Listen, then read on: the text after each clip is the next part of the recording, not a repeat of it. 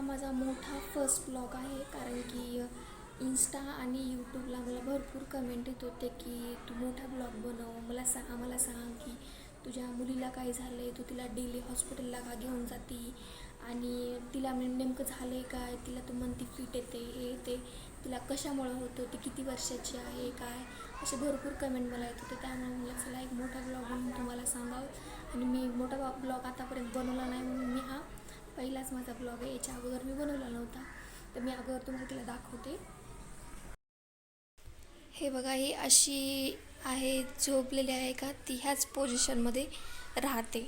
म्हणजे ती पालथं पडते पण नॉर्मलीच पडते, पूर्ण पालथं नाही पडत. आणि पालथं जरी पडलं तरी ती लगेच सरळ होऊन जाते.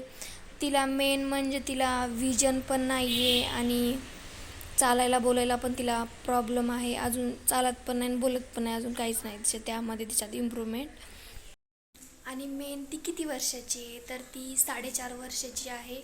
आणि तिला काय झालं तर तिला म्हणजे मेमरी लॉस आणि हायपोटोनिया आणि परत म्हणजे सीझरची हिस्ट्री आहे तिची. म्हणजे तिसऱ्या झाली तेव्हा तिसऱ्या दिवशीपासून तिच्या सीझर्स ते येतात, मग तिची ती हिस्ट्री अजूनपर्यंत आहे.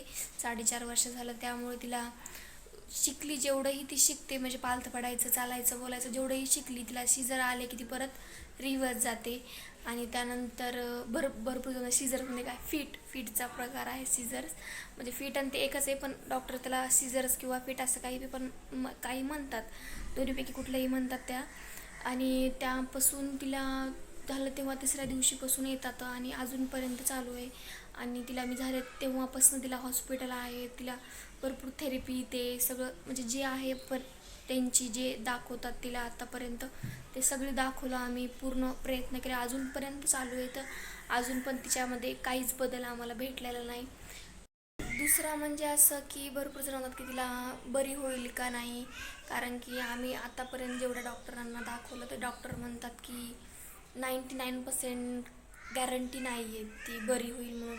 आणि जर झालीच कदाचित तर नॉर्मली मुलासारखी तर बरी नाही होऊ शकत, कारण की एवढं डिले डेव्हलपमेंट आहे. कारण की 4.5 वर्षाच्या मुलाला इथून पुढे सगळं शिकायला हे व्हायला ती पूर्ण त्यामुळे वर्षाची होईपर्यंत ती 8 वर्षाची होऊन जाईल. मग एवढा लेट म्हणल्यावरती तेवढी नॉर्मल नाही होणार. तर ही होती तिची बेसिक हिस्ट्री. जर तुम्हाला याच्यानंतरही काही जर विचारायचं असेल, काही म्हणजे अजून काही डिटेल जाणून घ्यायचं असेल तर मला कमेंट करा, मी तुम्हाला यावरती नक्की मोठा ब्लॉग बनवून टाकेल. आणि अजून काही प्रश्न असतील तर तेही तुम्ही विचारू शकता.